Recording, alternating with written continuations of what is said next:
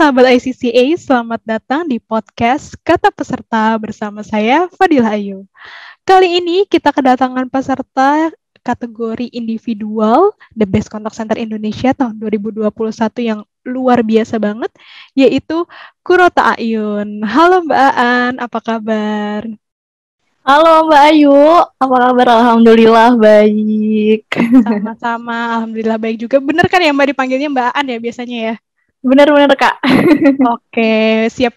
Mbak An, mungkin kalau saya udah pernah kenal nih sama Mbak An, mungkin Mbak An bisa perkenalan dulu dengan sahabat ICCA, bisa disebutkan namanya, asal institusinya, dan kategori lomba yang diikuti di The Best tahun ini tuh apa? Silakan Mbak.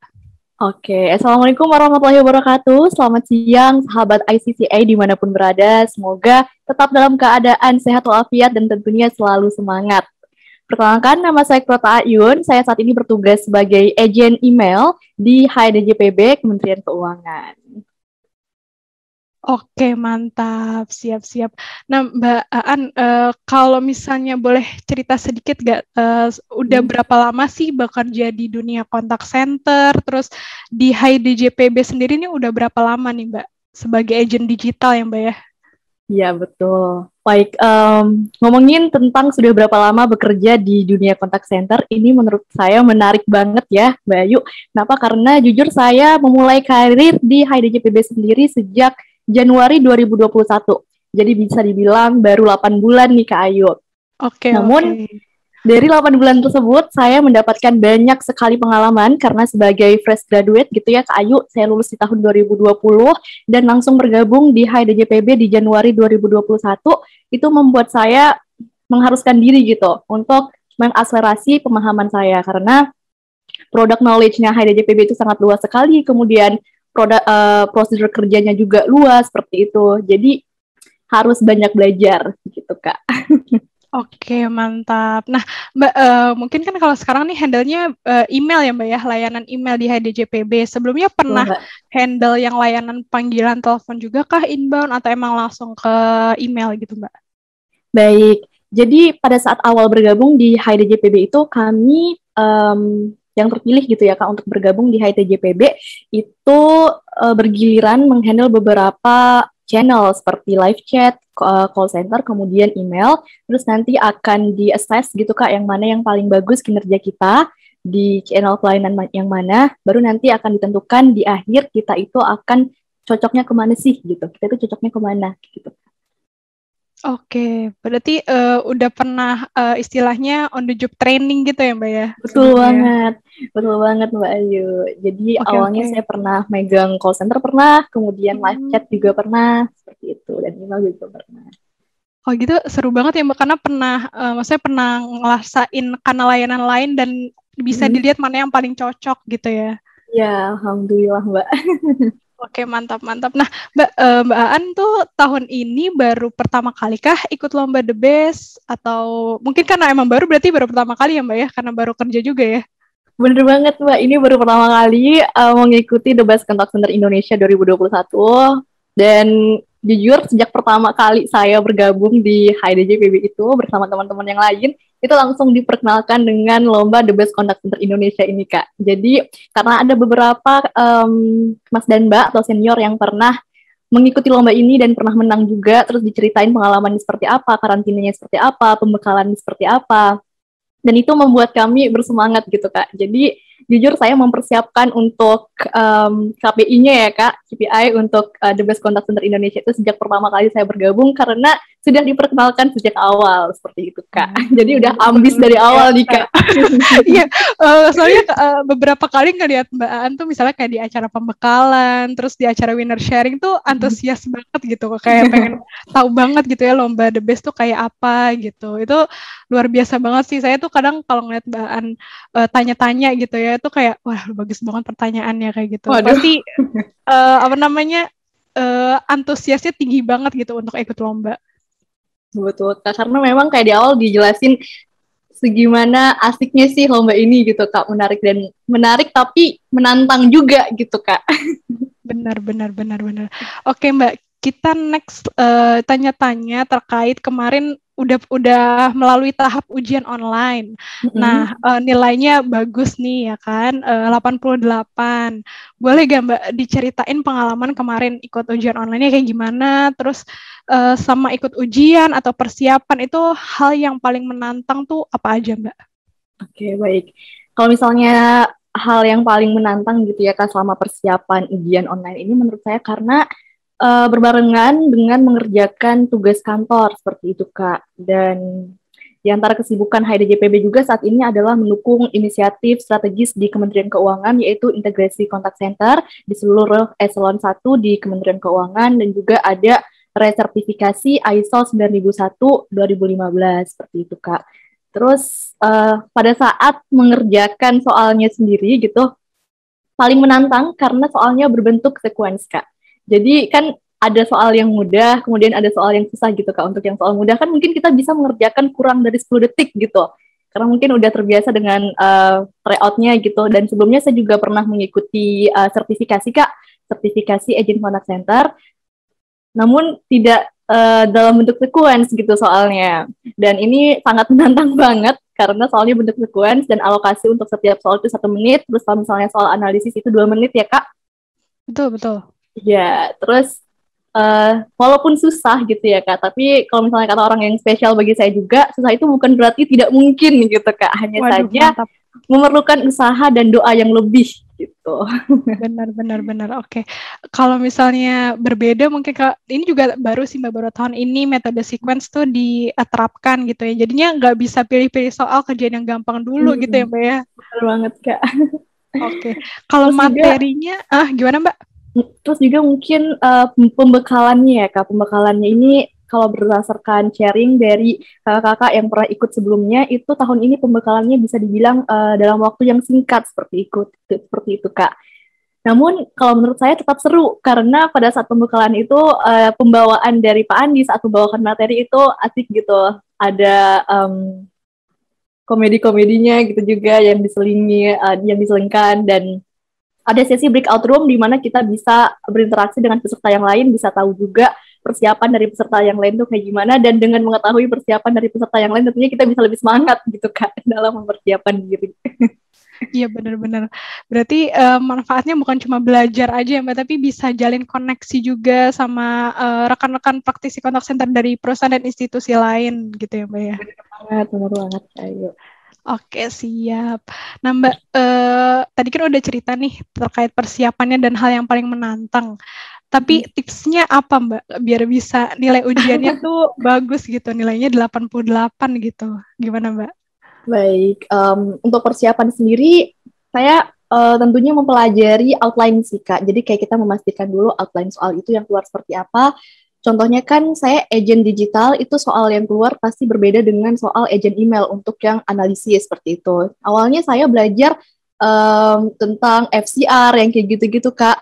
Namun ternyata saya baru sadar ternyata FCR ini nggak ada di soal agent digital email seperti itu. Betul. Jadi, jadi menurut saya sangat penting untuk kita mengetahui outline soal yang akan diujikan untuk kategori kita masing-masing seperti itu.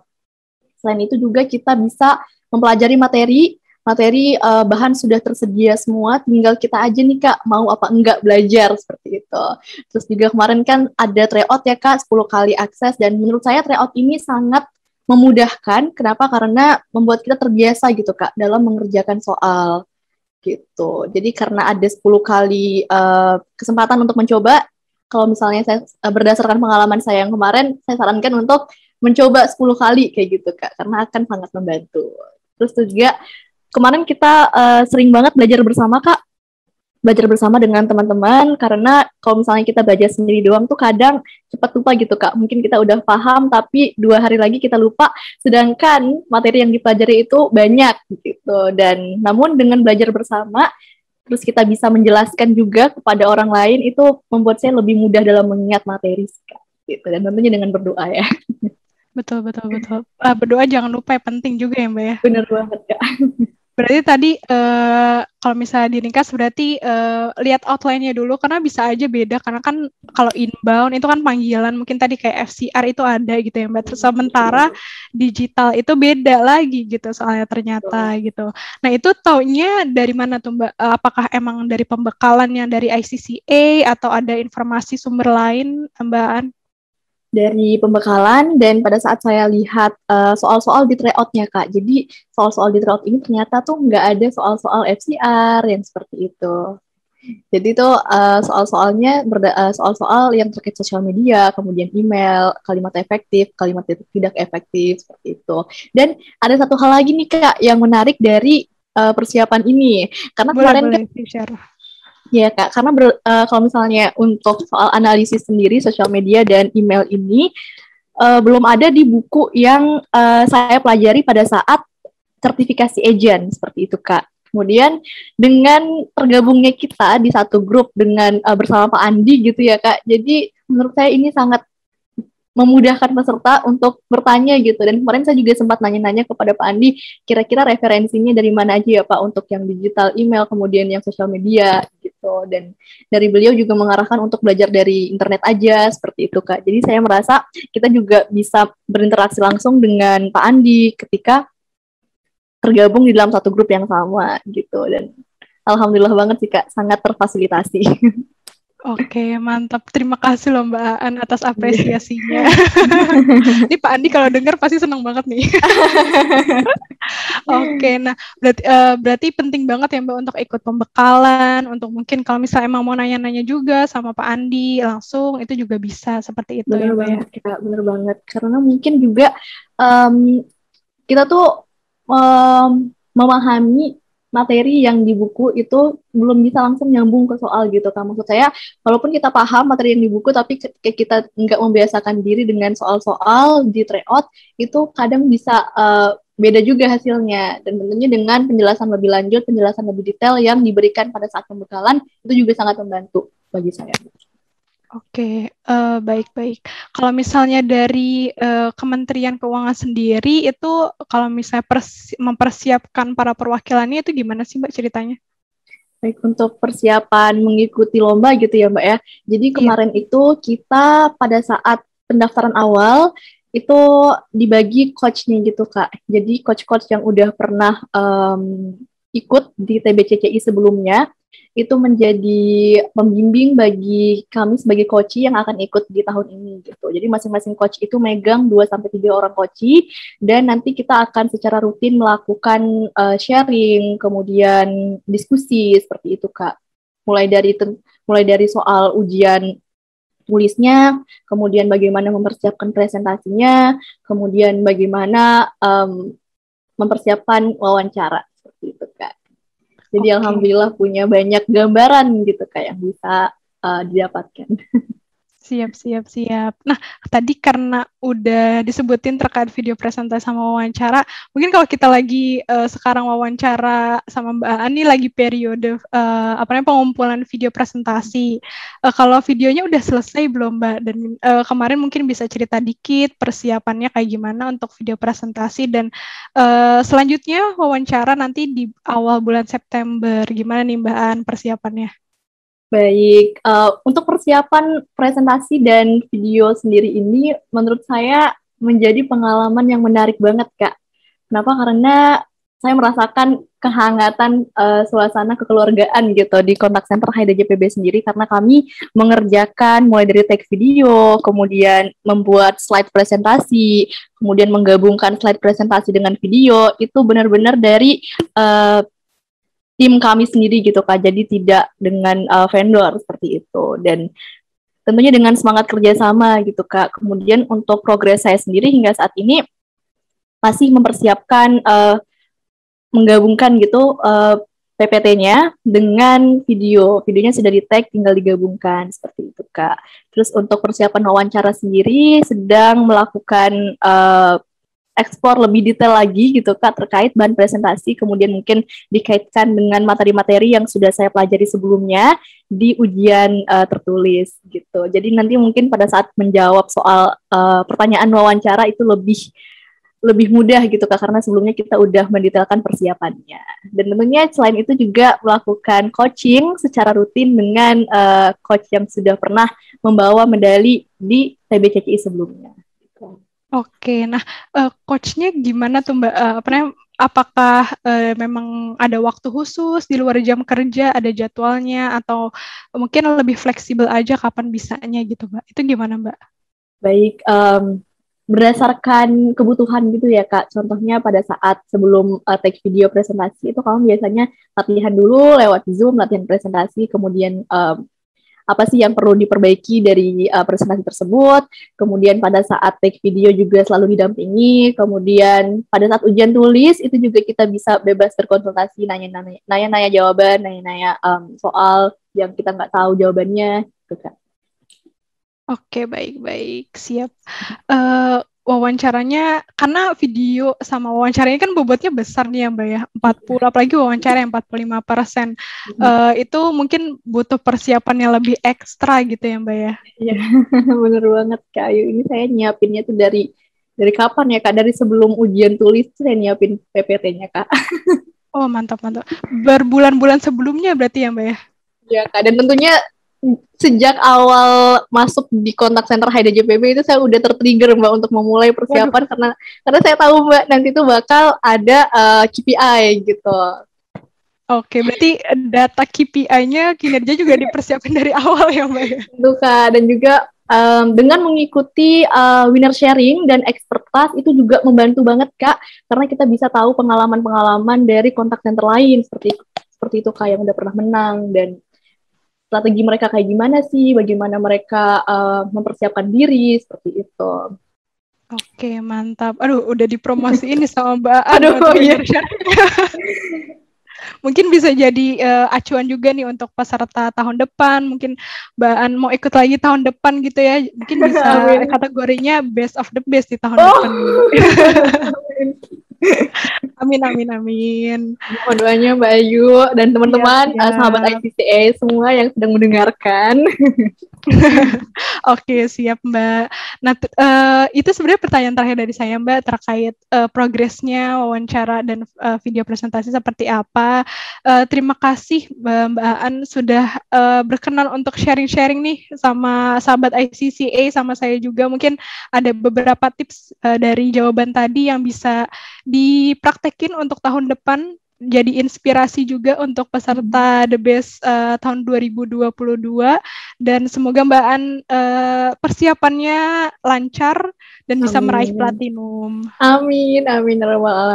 Terima kasih Mbak Ayu. Intinya kalau misalnya closing statementnya Mbak, tips terakhir adalah enjoy the process, seperti itu Mbak, karena ketika kita bisa enjoy the process, kita bisa mengambil setiap hikmah dari apapun yang kita lakukan gitu kan. Misal dalam mempersiapkan ujian online, kita bisa kayak tahu nih, oh ternyata pelayanan itu nggak cuma pada saat kita memberikan pelayanan gitu, tapi juga saat kita berinteraksi dengan orang lain, seperti itu. Materi-materi yang kita pelajari itu ternyata nggak cuma bisa diterapkan pada saat kita memberikan pelayanan sebagai agent contact center, tapi juga sebagai manusia yang hidup sebagai makhluk sosial, seperti itu Kak. Dan juga dalam mempersiapkan bahan presentasi bisa mengambil banyak hikmah, seperti itu. Jadi intinya enjoy the process, seperti itu Mbak. Walaupun panjang ya Mbak, tapi insya Allah saya yakin bisa gitu. Sulit itu bukan berarti kita mustahil untuk mendapatkannya, hanya saja memerlukan usaha lebih, seperti kata orang yang spesial kita gitu Kak. Waduh, sangat inspiratif banget closing statement-nya. Terima kasih banyak Mbak An sekali lagi. Mungkin kita tutup konten kali ini. Terima kasih untuk sahabat ICCA. Semoga untuk peserta tahun ini bisa lancar semua persiapannya dan bisa meraih nilai yang terbaik. Oke, kita tutup. Terima kasih. Bye-bye. Bye-bye. Terima kasih Mbak Ayu. Oke, terima kasih Mbak An. Ya ampun, keren banget deh kalau ngeliat Mbak An tuh. Aduh, inspiratif banget. Waduh. Kayaknya kita seumuran ya Mbak ya. Iya, Mbak. Lahir tahun berapa Mbak An? Saya 2001, Mbak Ayu. Oh, 2001. Iya. Oke. Mohon maaf, berarti tidak seumuran Mbak. Saya lebih tua jauh. Dikit paling Mbak ya, mirip-mirip soalnya kelihatan ini. Saya 97, jadi jauh. Mbak An berarti seumuran sama adik saya kebetulan berarti. Masya Allah, mantap Mbak.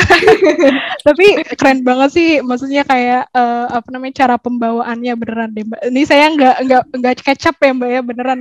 Kalau misalnya lagi ngelihat Mbak aktif banget gitu ya pembekalan sama acara winner sharing itu oke banget lah pokoknya.